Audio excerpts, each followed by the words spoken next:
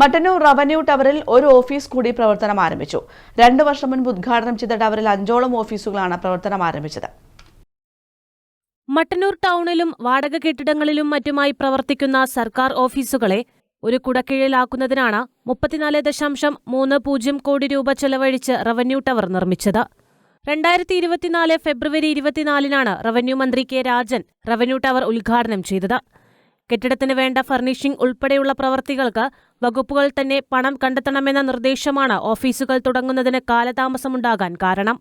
ജലസേചന വകുപ്പിൽ നിന്ന് വിട്ടുകിട്ടിയ സ്ഥലത്താണ് കിഫ്ബിയുടെ സഹായത്തോടെ റവന്യൂ ടവർ നിർമ്മിച്ചിട്ടുള്ളത്. മട്ടന്നൂർ BRC ഓഫീസാണ് റവന്യൂ ടവറിൽ ചൊവ്വാഴ്ച പ്രവർത്തനം ആരംഭിച്ചത്. കെ ശൈലജ MLA ഉദ്ഘാടനം നിർവഹിച്ചു.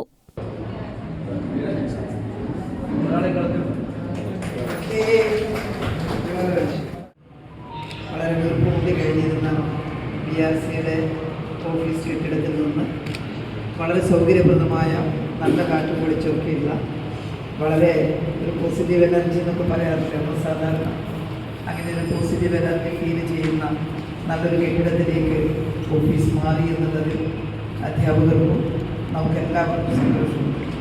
നഗരസഭാ ചെയർമാൻ N. ഷാജിദ് അധ്യക്ഷത വഹിച്ചു.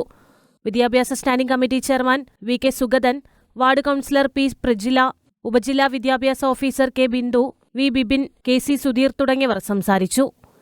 News bureau, Mattannur.